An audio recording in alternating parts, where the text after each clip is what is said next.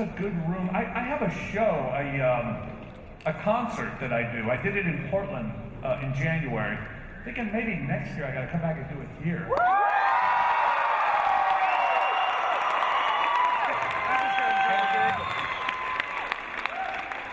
No, but I think this would be a good room to do it in. I think it's a great. I love the people here. They'll pretend they like me no matter what, which is what I would ask of you. Thank you. Is that me up there? Yeah. Oh, it is. Hey, how you doing? Hi. There's a delay. Look at that. So weird, isn't it? Okay. Perhaps I better. You filming? Yeah. Yeah? You gonna post it somewhere? Or are you just keeping it for your very own? Hi. Do you want to get a close-up?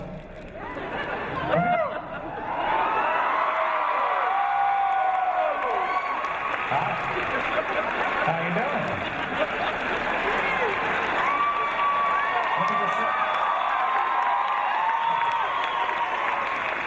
Let me just say one thing to you.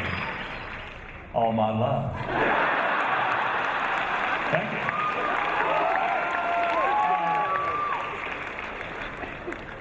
Does anybody want to get a photo while I'm up here? Take a photo of me. Do a photo op right now. All right.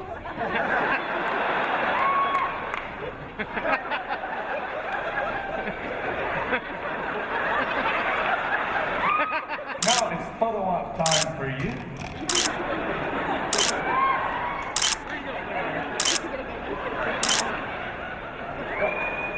Don't want to waste your battery?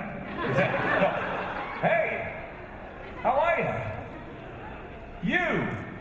Yes.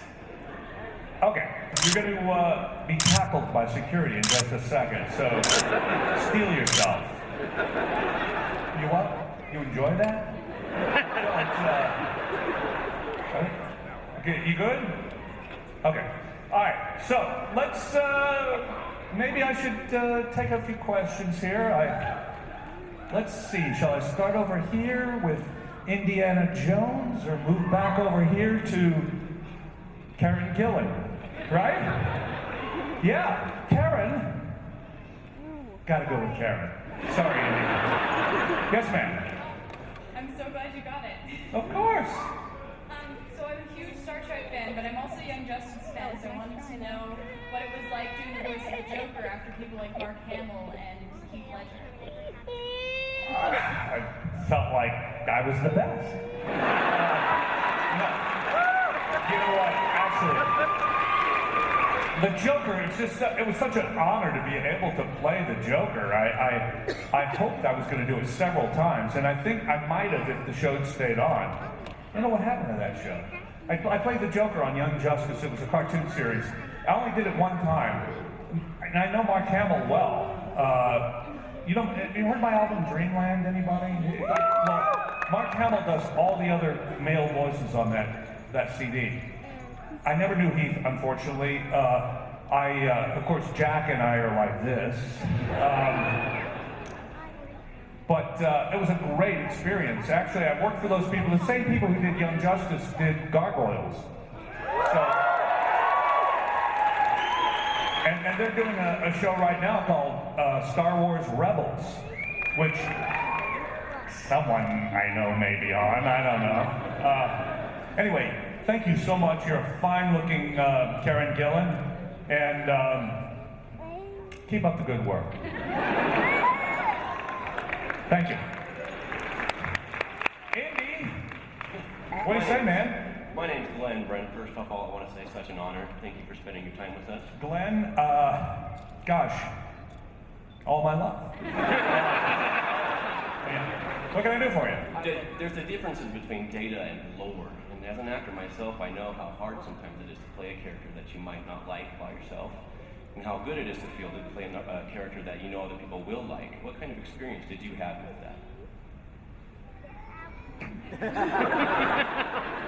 Playing a character, let me get this straight, because I didn't really understand.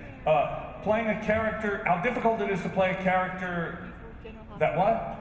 Like the character that you know people won't like. That I know people won't like. As opposed to one that you know people do like As opposed to doing one that you know people will like. I've never played a character. What's that? Good guy versus the bad guy. That's simple. You're simplifying things for me. Thank you. Thank you so much. I'm going to turn to you a few times for translations. Thank you. In truth, I don't think I've ever played a character that people don't like.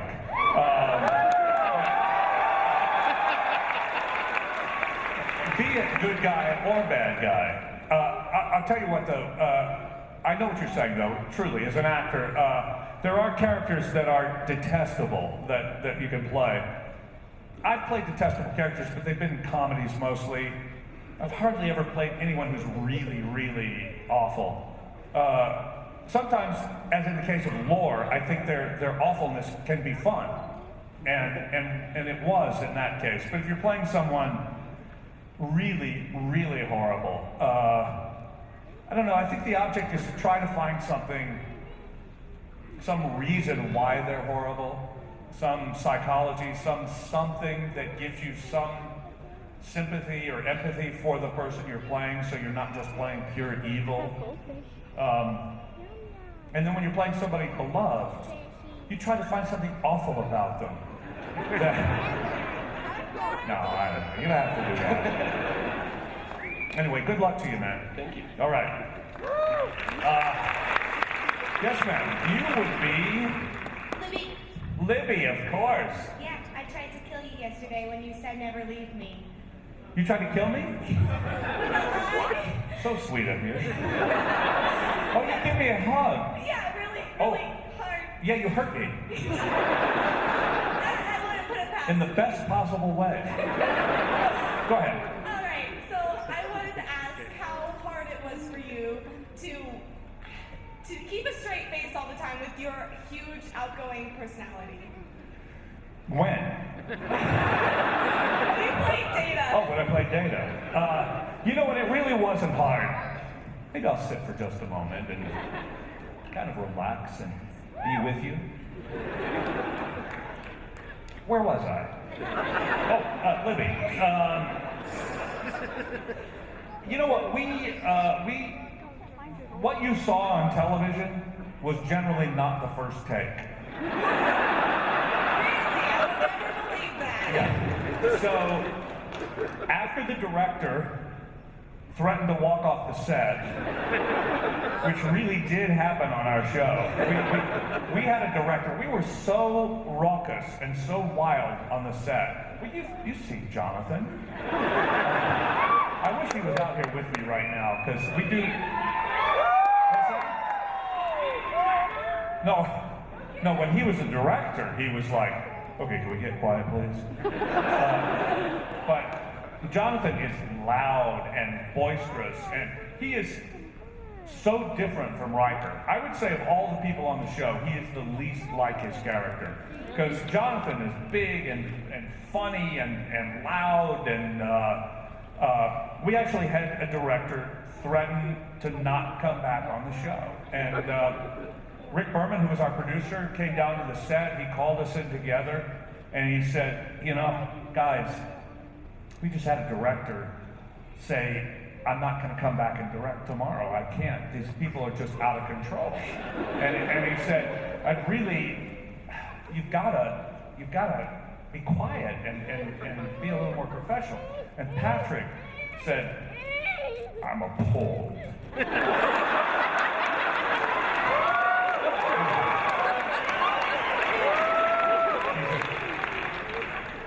We are here to work.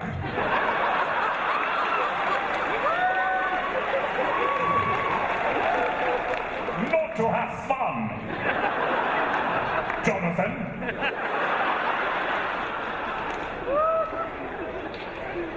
And Denise, this was early on, Denise was still on the show, and Denise said, Patrick, you know, if we don't have fun, you know, the show won't be as fun. Where does it say we're supposed to have fun?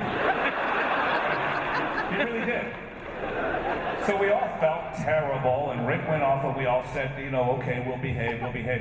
This was the episode, by the way, where Denise met her untimely end in a pool of Metamucil or whatever it was.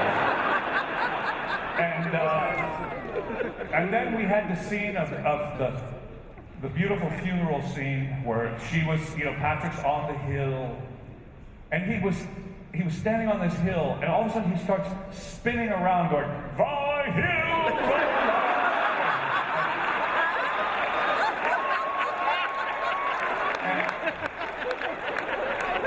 and that was it. All professionalism went out the window for all of us after that.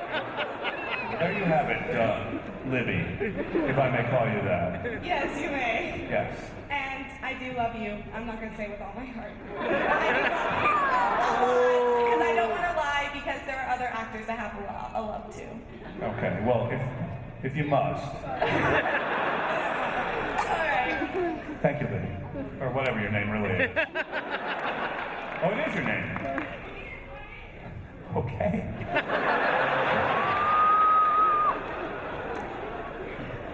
Okay, Libby. Yes, sir. My name's Chad. My question is... Oh, yeah, Chad. Sure, I met you, didn't I? Yeah. Yeah. My question... Chad. I'm Chad. Right. My question is, when they approached you to play Dr. Soong again on Star Trek Enterprise, what were your thoughts on that, and how that character was going to grow more than it ever did on TNG, you know? Well, it wasn't the same character. Well, yeah, it wasn't the same character, but it was still a descendant of Dr. Soong and everything. Well, that's not what you said.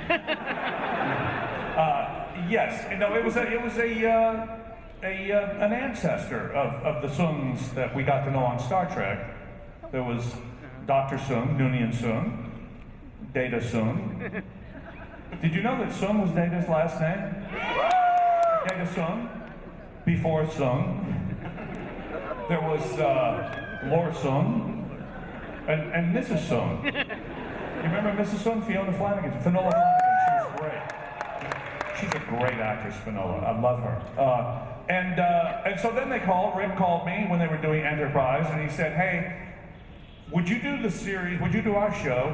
We have 3 episodes, and the character is Eric Soong, who later, of course, he was the father of the father of the father of the father of Noonien Soong. And I said, how much? And he said, I'd really appreciate it if you would do it, because you know, we're in trouble here, and I think if you came on the show, it would really help things and get the ratings higher. And somewhere in the middle of the 2nd episode I did, I think they were canceled. But it had nothing to do with me. But no, I enjoyed that. They were actually 3 really good episodes. That whole thing of the augments I thought was really cool, and LeVar directed one of them, which was always fun. And you remember LeVar, right? You know, he was going to be here, but he's directing something right now. So I'd just like to say, butterfly. I don't know that song. I really don't. Yes, I know. I've heard him do it, but I've never really listened. Anyway, does that answer your question, Chad? Yeah, thank you. May I call you Chad? Yes. Thank you, Chad. Thank you. All right. Libby? Yeah. All right. Hey. Hi there, my name is Jake, and I'm the other Indiana Jones. Certainly you are. I think not the other, you're one of the other Indiana Joneses. Yeah. I'm sure there's many. How many Indiana Joneses? There's, okay. I see about 35 right now. Okay. Anyways, my question is this. Yeah. Since Star Trek is considered to be a pretty thought-provoking show. Pretty thought-provoking. Very thought-provoking show. Yeah, thank you. What do you think viewers and fans can take away from seeing your characters, Data, Lore, and anybody else you may have played on screen? What can they take away? Yeah, what Where are they going? fans learn? What have they learned? Yeah, what sort of lessons can we learn from Lore, Data, And well, really, you learn that it's possible that the Mount Everest of acting has been achieved.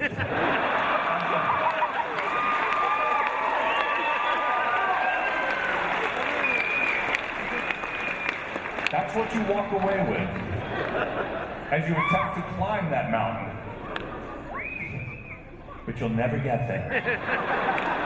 Because only one man has planted his flag at the top of that mountain. Patrick Stewart! And that is me, yes. You're absolutely right.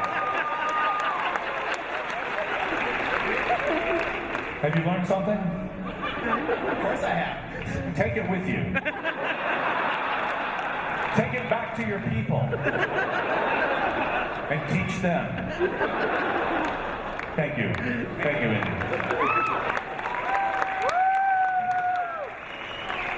Yes, young lady. Hi, my name is Brenda. And Brenda, of course. I know. I was wondering what the funniest blooper or something that went wrong during filming was for you. You know, the only thing I can think of, because I didn't really watch the bloopers. I'm told they're funny. And this was not among the bloopers, but we did an episode where Dr. Crusher, that's her name, right? And, you know, it never occurred to me it was Bones and Crusher. That just so amazing. Gates brought that up last night, and I had never thought of that. Bones and Crusher. And Pulaski.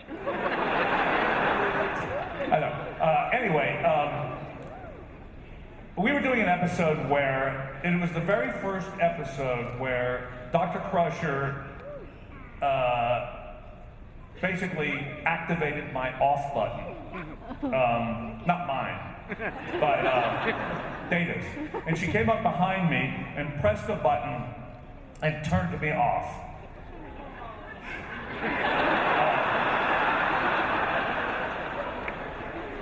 Yeah, there's an on button too, right?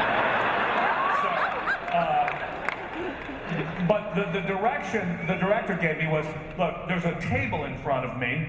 It was not this high, but it was something like this, but it was a little lower, and I was to just then fall forward onto the table like that. And so we did it.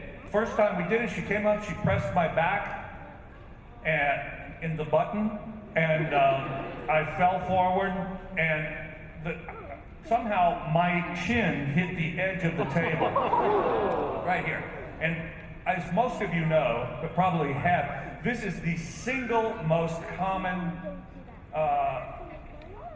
injury that a human being can have. A lot of people have scars on their chin right here because it's done so often. Well, that was the first time for me. Somewhere in my 40s.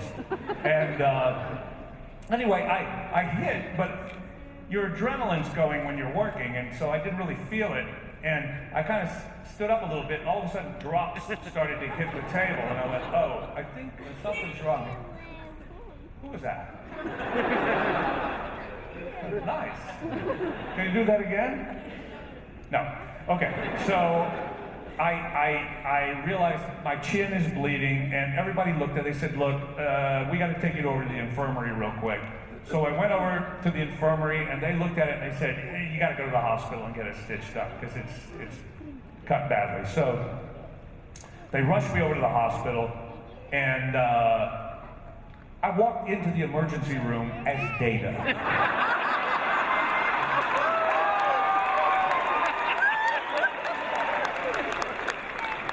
And they acted like they didn't see it. And they were like, okay, let's see that chin. You know, doctors are very sober. And so they looked at my chin and they stitched it up. And I went back to the studio, back into makeup. Michael Westmore, who's a genius, he put a piece of rubber underneath my chin and then made up under it. You couldn't see it. I got back onto the set. Everybody's still waiting. Got on the set. The director said, okay, can you do it again? Literally, and I did it again. And that time I did not hit my chin. I was very careful not to do that. But that's the only thing I can remember really going wrong in a big way. Okay, thank you. Thank you.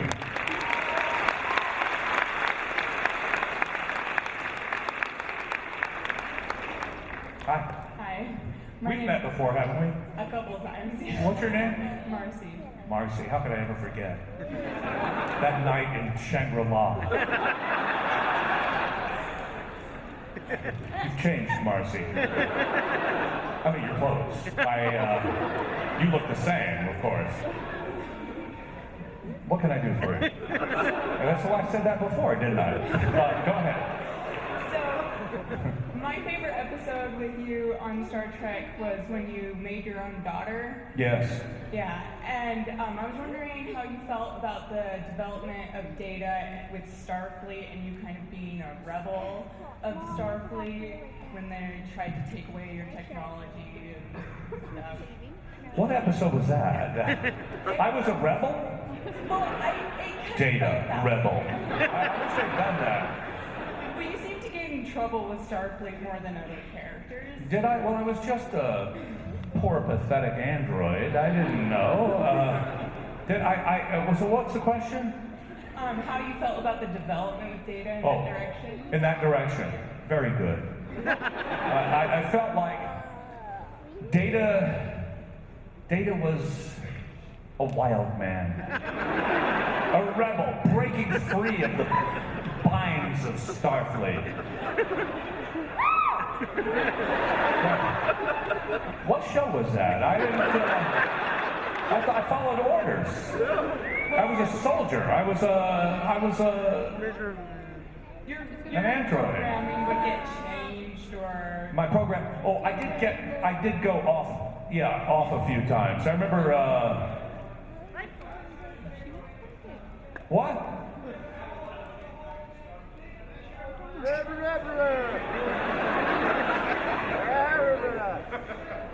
Well, they wanted to measure the man. They wanted to disassemble Data. The heck they're going to do that?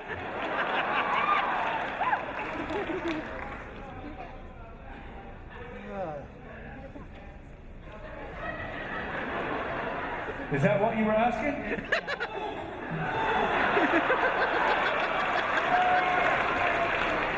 You know what? You don't have to placate him. If you don't agree, you can say so. He can take it, I promise. Oh, well, you're right, you're right. Is he right? Yeah. Okay, so you're right. So what was your question? How did I feel about that? How did I feel about that? Yeah. Oh, you go. Yeah. Okay.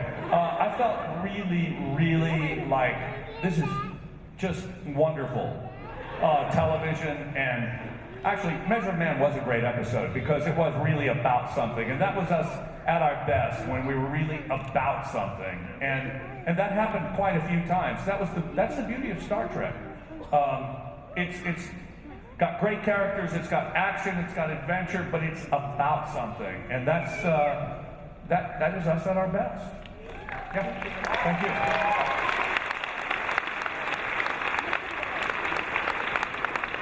Hey, How's it going, Brent? cool man. How you doing? Great. What's your name? Jeremy. We met before, right? Yeah, we fist bumped it. Yeah, it was in Shangri-La, right? Yeah, we fist bumped. Yeah, Jeremy, of course. Yeah. Yeah. So, you offered Sheldon Cooper a signed Mr. Data doll that was in the trunk of your car. I was wondering, do you still have any of those?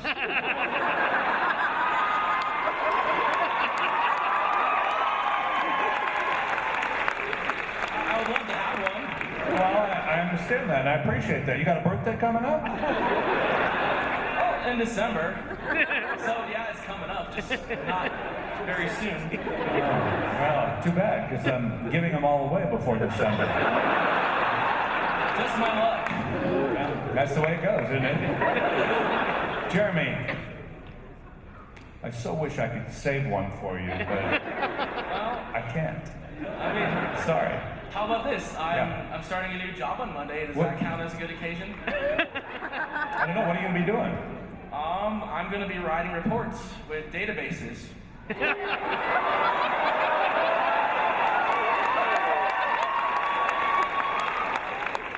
What's a database? Oh. That would be my...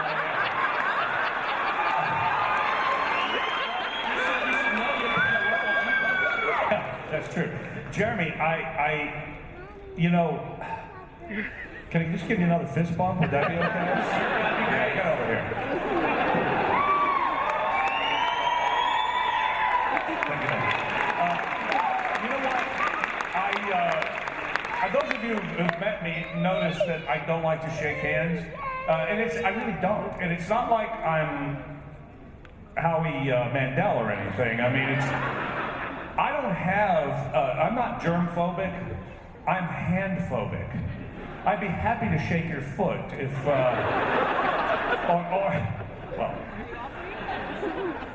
or whatever else you like.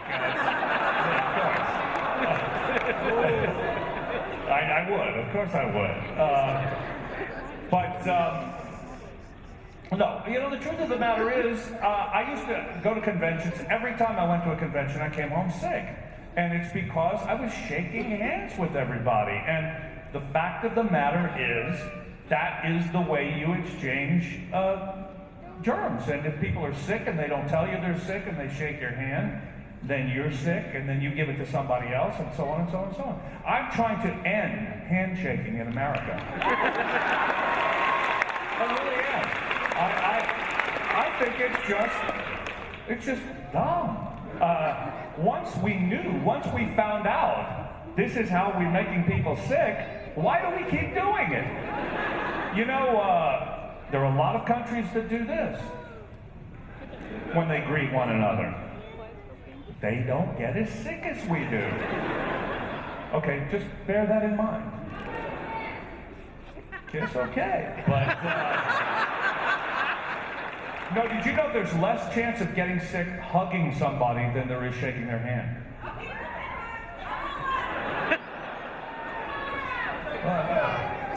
Have a look at you then. All right, let's do a little mental hug, huh? Get your hand off of there.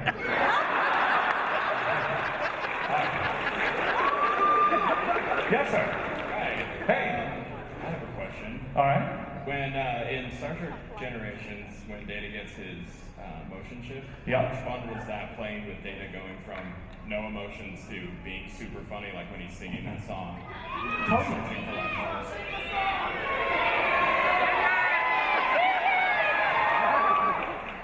I don't even remember that song. I made it up on the spot. You know what? That those guys. Actually, let me answer his question first. It was so much fun because there was something I really dug about, and I know a lot of people didn't like it, and that's fair-ish. And but you know, you played a character for 7 years, and then all of a sudden the character changes dramatically, and you can't really go back. Totally. I love that idea. It was so brave of the writers to do that.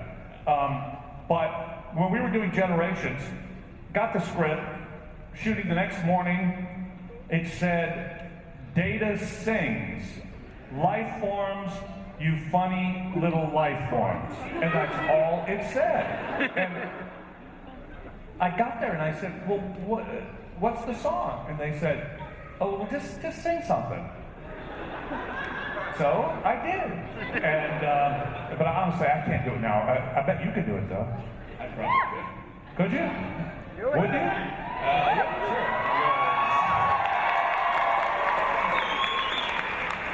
My friend helped me with me. Oh, you do it in harmony? Is that? Yeah. Yeah. Life forms, do-do-do-do.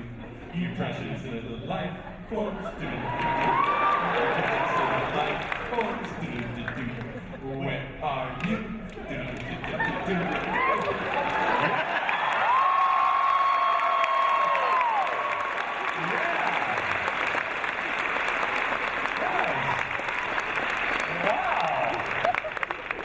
Awful. No. It was actually amazing. I mean, you know what kills me? I am so, believe it or not, when I want to act and I really have to psych myself up to do it because I'm so, oh gosh, okay, I don't want to be bad, I don't want to be terrible, I want it to be good, I gotta be, I rehearse and just to, these guys just come up, they sing in front of all of these people and they feel fine about it. I so envy that. Well, it's gonna be my only chance to sing that song to you, and it's one of my favorite data moments.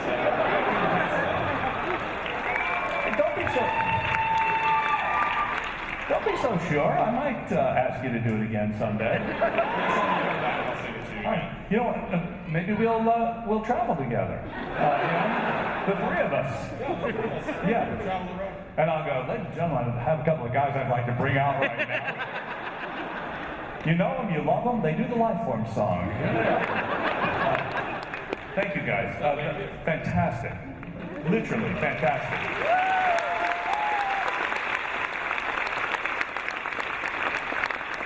You see these people standing here with fives in their hands? That means I have 5 minutes, right?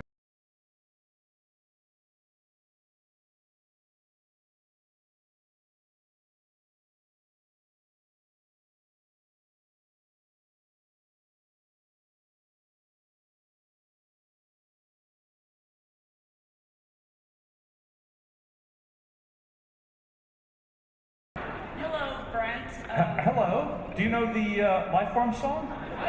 Yeah. Oh. What can I do for you? Nothing? Yes, Oh. something. My question for you is, what was the best part being on Star Trek? What was the best part of being on Star Trek? Well, you know what? Really simply, I could make something up now, and perhaps I will. It was really, you know, you guys all work. How many jobs can you imagine doing where you go to work and you laugh all day long? And we did. We really did. We were in, you know, once Patrick decided not to be British anymore, we laughed all day long. And it's Patrick who said that before. He said, you know, I just can't imagine I'll ever have another job again where I am certain when I go to work in the morning, I'm going to laugh and laugh and laugh all day. And what's that? Well, I'm quoting him now. I'm not being him. Shut up.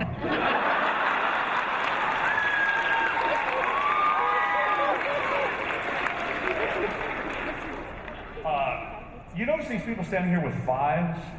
How can it still be 5? No time has passed. You should have those that say 4.5. And then, yeah, yes ma'am. Hi, my name is Stephanie, and I'm a huge fan.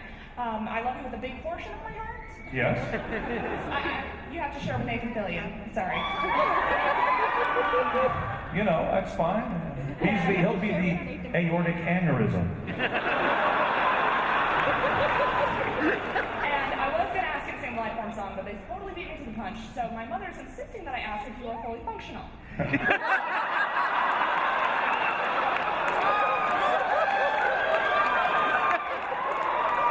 Your mother asked? Yeah, she's right over there. Where is she? Hi. You should be ashamed of yourself.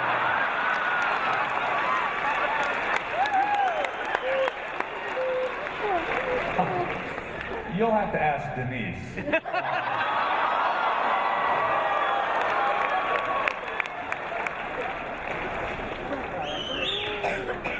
You know what? It is moments like that, isn't it? When, Mom, when you look at your daughter and she asks a question like that, you think, I did things right. Good work. Yes. Hey. So I'm Tiankum. So just a quick question for you. I was just wondering if you could sing a duet of Early Berlin with me. Never. Okay.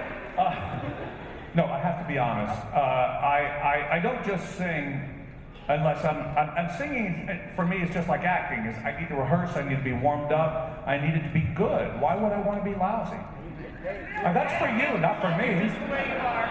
What's that? I said we love you just the way you are. I don't care if it sounds So bad. Billy Joel, ladies and gentlemen.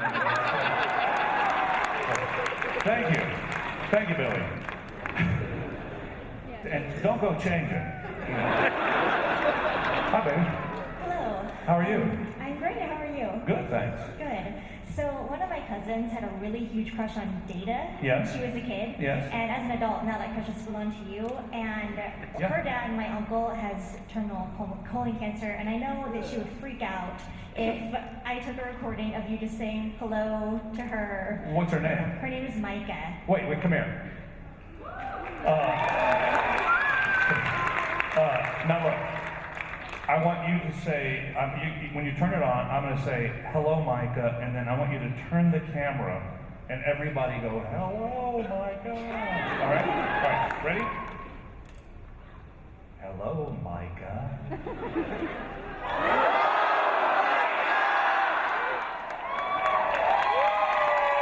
Hi, Micah. We'll talk later. Can you imagine? You know, I was on stage once doing one of these in I was in Ottawa. Not that it matters where I was, but it so happens I was in Ottawa, and it was Mother's Day. And I remembered while I was standing here that it was Mother's Day. So I took my phone out and called my mother, and we're talking, and I said, you know, by the way, she said, where are you? I said, no, I'm on stage in Ottawa. She said, really? And I said, yeah, well, would you all say happy Mother's Day to my mother? And this huge explosion happened, and you know, every year since then, she said, I liked it last year better.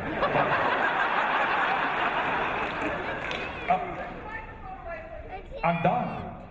I'm done. Hey, you know what? I'm digging this town.